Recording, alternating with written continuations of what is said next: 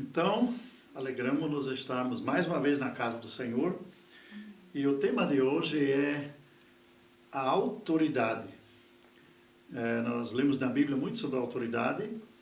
Por exemplo, nós temos autoridade em Jesus para expulsar o inimigo. Jesus deu autoridade para curar enfermos, para impor as mãos sobre os enfermos, para expulsar demônios.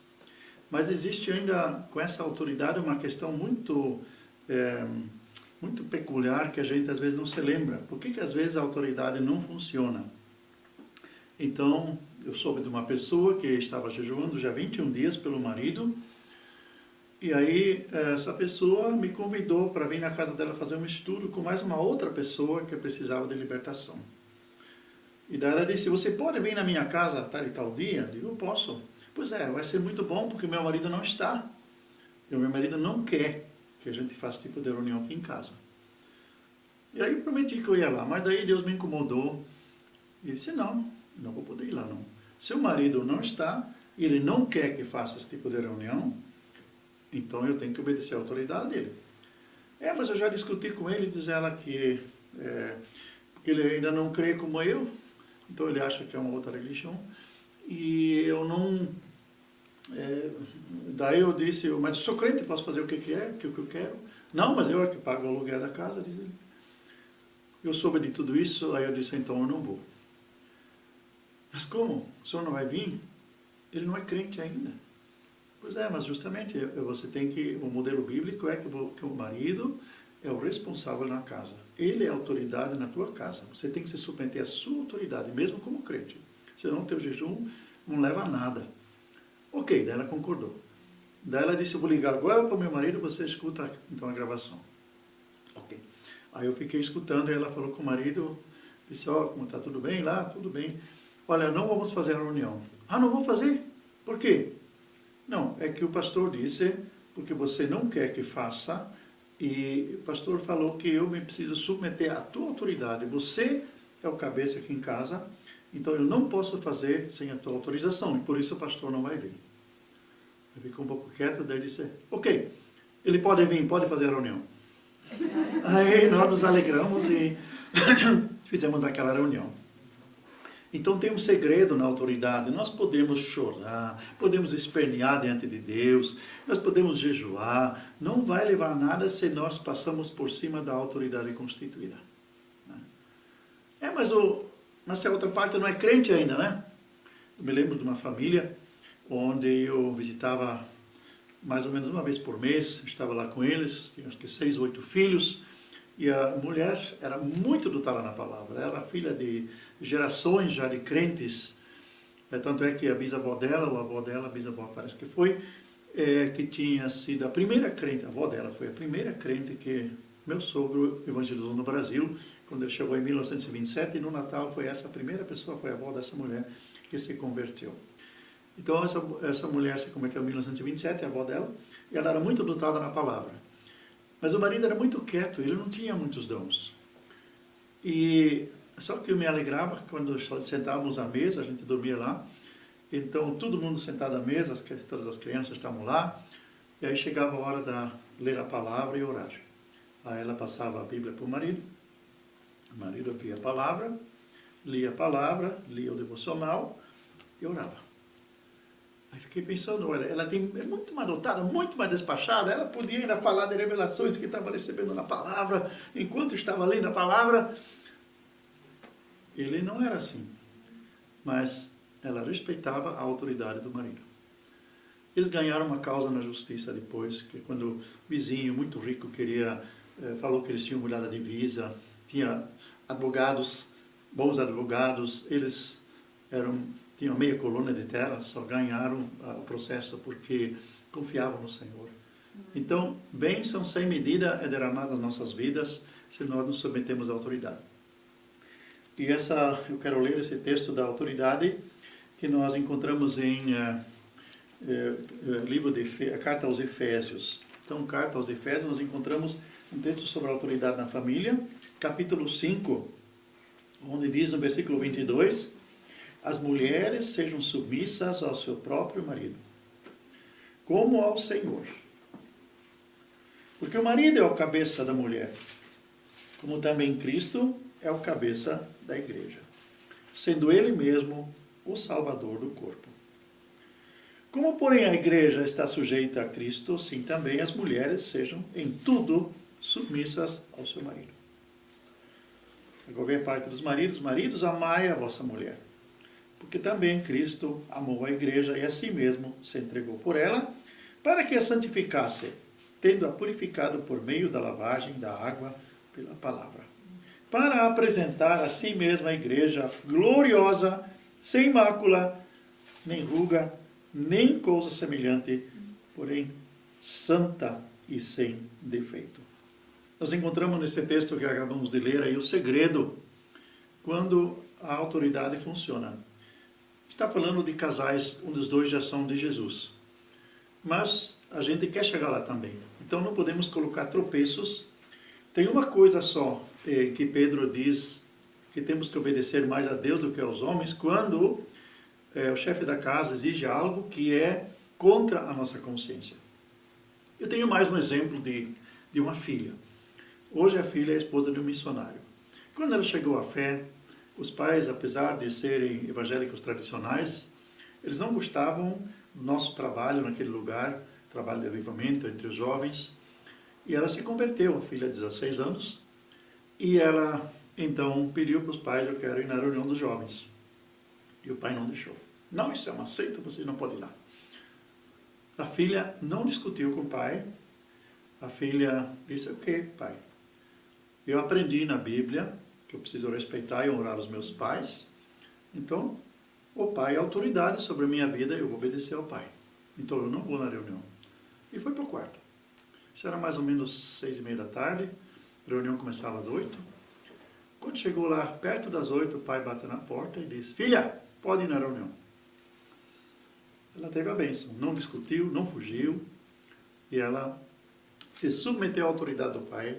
Ela se submeteu à autoridade do pai, e com isso ela ganhou, né, a bênção. Depois se tornou esposa de um missionário. Muitas bênçãos há quando a gente se submete. E aquele texto de Efésios ainda fala mais: filhos, obedecer aos pais, e também fala de pessoas trabalhando, por exemplo, o versículo 5. Quanto a vós outros servos, obedecei a vosso Senhor segundo a carne, com temor e tremor, na sinceridade do vosso coração, como a Cristo. Quer dizer, se nós estamos trabalhando para alguém, fazemos como se estivéssemos fazendo para Cristo. Mesmo que de repente o salário é baixo, mesmo que a gente está sendo explorado, mas quem vai defender a nossa causa é o Senhor. O melhor exemplo é José. José foi vendido como escravo. Aquela humilhação que ele passou, primeiro os irmãos venderam para aqueles ismaelitas. Depois, chegando no Egito, aí ele foi para o mercado de escravos. Aí o escravo ficava nu, exposto lá, e aí era leiloado. Todas as humilhações ele passou, e toda vez que o José entrava em alguma ação, por exemplo, primeiro foi na casa de Potifar, se vira Potifar, depois Potifar passou toda a responsabilidade para ele. Talvez o Potifar viajava muito, ele era o chefe da guarda, e ele passou a ter uma posição de chefe dentro da casa e do pessoal, dos servos de Potifar. Ele que tinha sido comprado como escravo. E em todas as vezes está escrito: e o Senhor era com José. Né? O Senhor era com José. Porque mesmo nessas humilhações todas, e o José tinha muitos sonhos. Ele tinha aqueles sonhos proféticos, o que ele ia ser um dia. Lá ele se deu mal quando contou esses sonhos para os irmãos, né? E aí até os pais disseram: o que você está sonhando aí? Você acha que todos nós vamos ser dobrados diante de ti, né? Vamos te honrar e tu vais ser Senhor sobre nós? Mais ou menos assim, né? Mas chegou o dia que aconteceu isso. Mas José passou por tudo isso, foi trabalhado por Deus, e o Senhor estava com ele. Então, ele estava fazendo como se estivesse fazendo para o Senhor. Até na prisão, depois que foi preso inocente, ele não reclamou e ainda servia lá dentro da prisão. Tanto é que Deus usou ele para interpretar sonhos, e foi por ali, por esse caminho, que ele chegou até até sendo o primeiro-ministro do Egito, né? Acima dele estava só Faraó e salvou o mundo na época da fome. Assim são as bênçãos quando nós obedecemos ao Senhor. O Senhor luta por nós. O Senhor é a nossa justiça. Então não precisamos defender a nossa justiça. Tem palavras de Jesus também, por exemplo, lá no Sermão do Monte, Mateus 5, onde fala que se te baterem do lado esquerdo, dá também a face direita. O que Jesus está falando aí?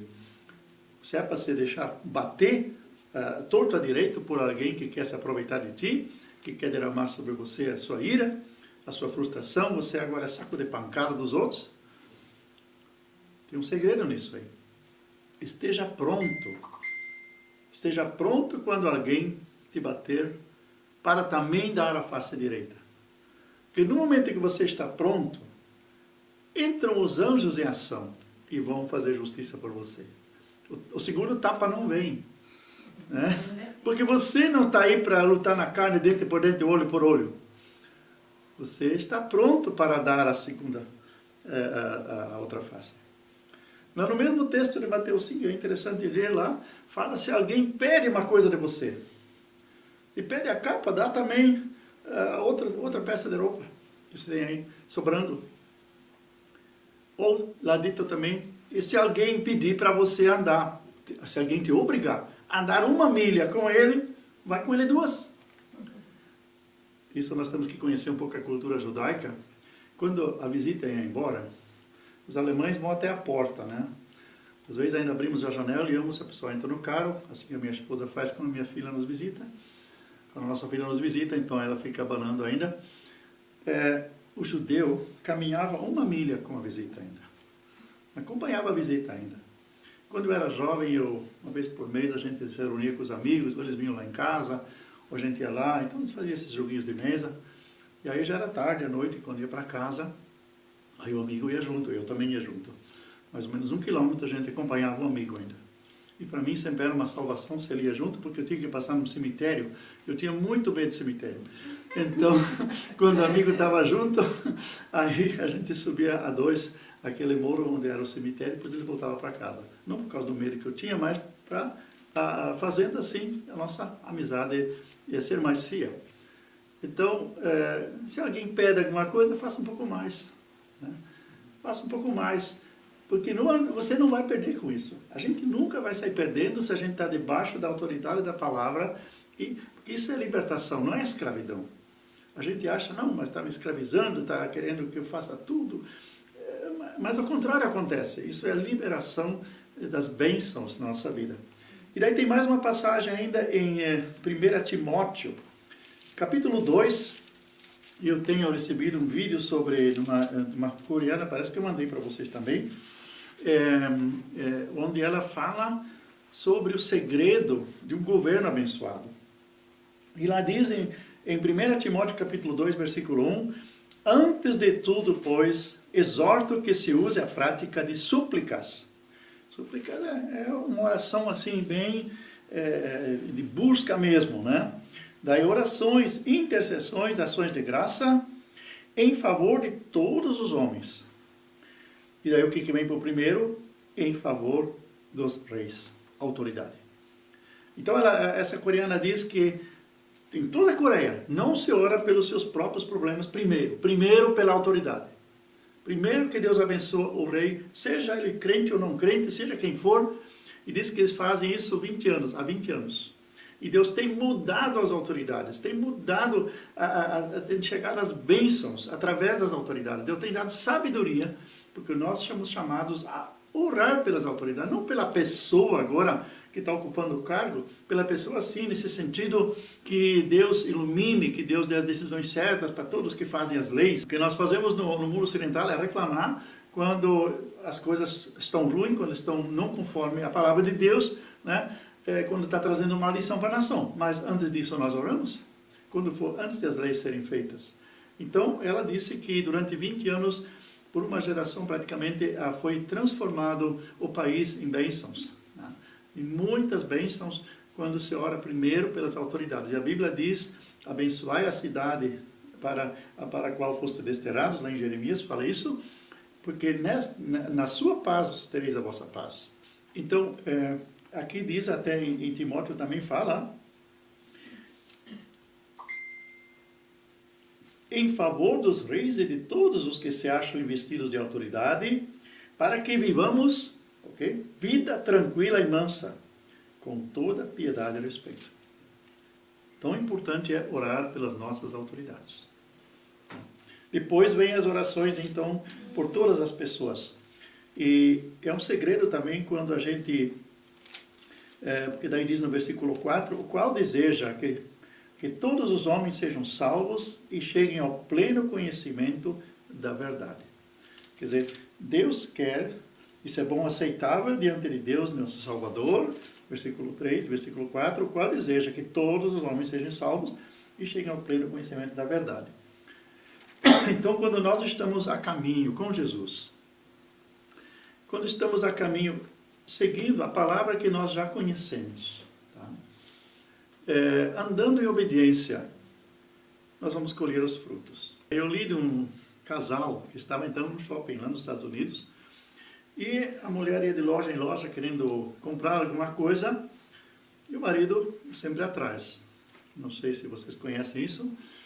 Quando a mulher não acha aquilo que ela quer numa loja, vai na outra, o marido não tem intenção de comprar nada, está apenas com cartão de crédito para pagar a conta, né? E lá eles foram de loja em loja, aí de repente uma senhora chegou, depois que eles tinham passado várias lojas, né?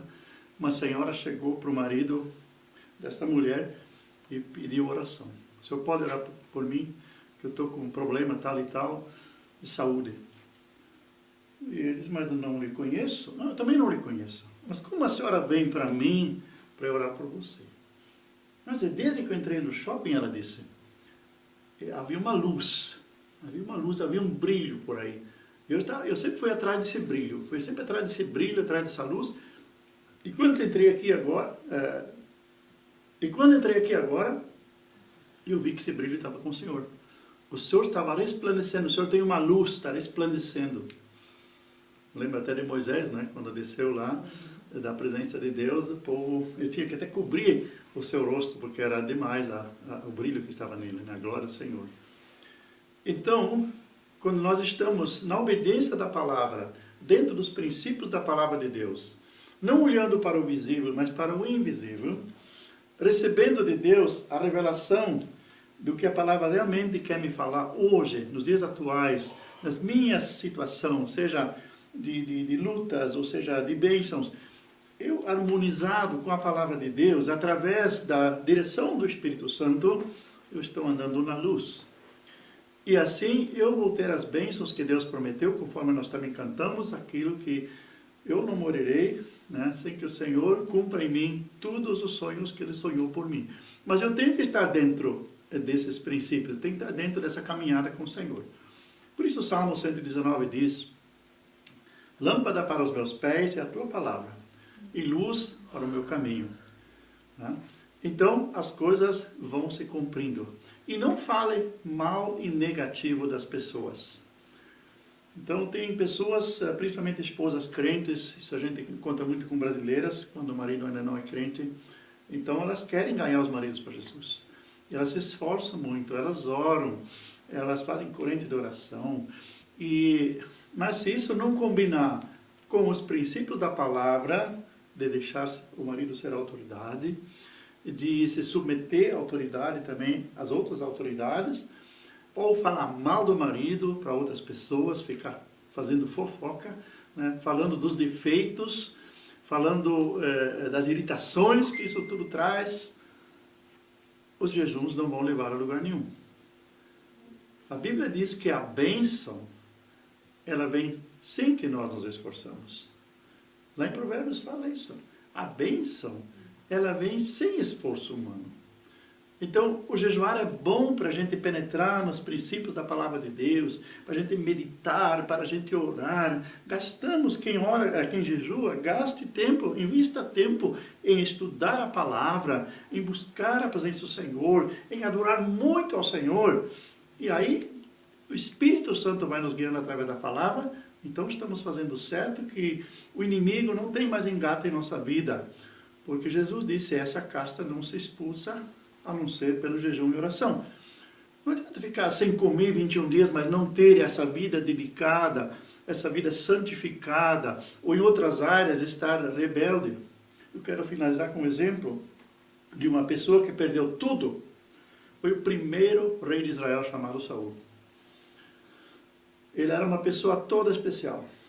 Ele pôde ser o primeiro rei, e ele era uma pessoa que se destacava. Ele era uma cabeça maior do que o resto do povo. Então, praticamente não precisava nem coroa, né? Já era acima de todo o povo. A decadência foi tão forte que, mas no final da vida dele, ele ganhou uma batalha onde Deus tinha dito que ele era para destruir tudo e também matar aquele rei. Eles trouxeram coisas de lá que não destruíram, trouxeram até gado, bois para ofertar ao Senhor. Queremos fazer um culto ao Senhor. Queremos fazer um culto de gratidão pela vitória. E até o rei ele trouxe vivo. Só que, para fazer o culto, ele não era a pessoa indicada. Havia um profeta chamado Samuel. Ele fazia essa parte espiritual. Ele organizava o culto. Não era o rei. O rei fazia todo o preparo, chamava o pessoal. E o que ele fez também? Chamou todo o pessoal para fazer aquela festa de gratidão a Deus. E por 2 vezes ele fez uma dessas. E numa das vezes, ele preparou toda a festa, o povo ficou inquieto. Cadê Samuel? Samuel, que era para fazer o lado espiritual do culto, profeta, para levar as coisas a Deus, não estava presente. No fim, Saul, para salvar a sua honra, né? Aí faltou confiança em Deus, né? O povo apertando ele, como existe hoje também, né? O pessoal sai para a rua, né? Para apertar os políticos para tomar alguma decisão. Então, o que ele veio? O que ele fez? Ele mesmo iniciou o culto. Não esperou Samuel chegar. E quando Samuel chegou, chamou a atenção de ter trazido coisas que não era para trazer, que era para ter destruído. Ah, mas eu trouxe para o Senhor. E Samuel disse, obedecer é melhor que sacrificar. Porque rebelião é que nem pecado de feitiçaria. E qual foi o fim dele? Feitiçaria. Procurou uma cartomante quando Samuel já tinha falecido. Queria saber que decisão ia tomar para uma certa guerra. E aí a cartomante chamou Samuel, que eu ainda duvido que foi Samuel mesmo. Eu acho que não foi Samuel. São demônios que se fantasiam. Nós sabemos isso de ex-pai de santo, de ex-feiticeiros. Sabemos disso, que as aparições não são as pessoas, mas são demônios que se fantasiam nessa pessoa. Ok. Mas o fim dele foi desastroso. Aí ele se suicidou. Aí ele viu que estava perdido mesmo. Aí já tinha perdido a unção do rei. Já não tinha mais autoridade nenhuma. E no fim, no desespero, pediu que ele mesmo se lançou sobre a espada daí. Então, rebelião. Rebelião é não se submeter à autoridade constituída. Também as autoridades que nós temos aí ao nosso redor, autoridades policiais. Os guardas que estão aí muitas vezes no trem, pedindo o nosso cartão. Então são tudo autoridades, né?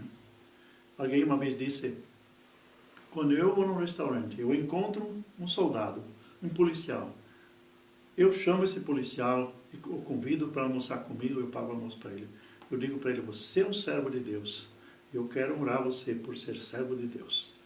Porque a Bíblia diz que as autoridades são servos de Deus. Então, agora, resumindo, vamos ser fiéis às autoridades constituídas. E aí, Deus pode abrir caminhos, abrir diálogos, como eu contei no início daquele casal, quando o marido de repente permitiu a reunião. Eu creio que eu vou ter uma entrada na vida deste homem e poder ajudar esse homem ainda. Porque eu me submeti à autoridade dele também. Né? Apesar de pastor, eu podia dizer, não, eu vou lá mesmo. O que um descrente pode me proibir aí, né? E agora viu que eu respeitei a autoridade dele, agora eu tenho a autoridade para ministrar ele. Amém? Amém. Pai, nós te agradecemos que em Jesus tu nos deste autoridade em agir. Mas Jesus já conquistou a autoridade entregando a sua vida na cruz e sofrendo e morrendo por todos nós. Por isso, Pai, tu lhe deste um nome que está acima de todos os nomes, e diante desse nome há de se ajoelhar e apresentar e se humilhar todos e reconhecer que tu és o Senhor. Todo joelho há de se dobrar diante de ti. Pai, perdoa-nos quando nós fomos rebeldes a alguma autoridade constituída. Nós queremos andar na bênção, Senhor. Daí sabemos que também os nossos jejuns, nossas orações e tudo mais que fizermos vai funcionar. Porque tu disseste que obedecer é melhor do que sacrificar. Obrigado que nos traz para a liberdade, Senhor. Para esse lado da fé, para esse lado da unção, para esse lado da revelação. E nós não ficarmos fazendo coisas que a mente humana parece certa e achando que assim nós alcançamos a vitória. Então ensina-nos cada dia, Senhor, em cada situação, de termos a palavra certa, a atitude certa e estarmos dentro e debaixo da tua autoridade, para que tenhamos autoridade. Vemos Daniel, Senhor, que aprendeu a se ajoelhar diante de ti e buscar a tua presença. E assim ele tem autoridade para falar também com os reis da época, os imperadores, e sobreviveu a 3 reinos. Obrigado, Senhor, que tu nos dás autoridade quando estamos sob autoridade. Em nome de Jesus. Amém. Amém.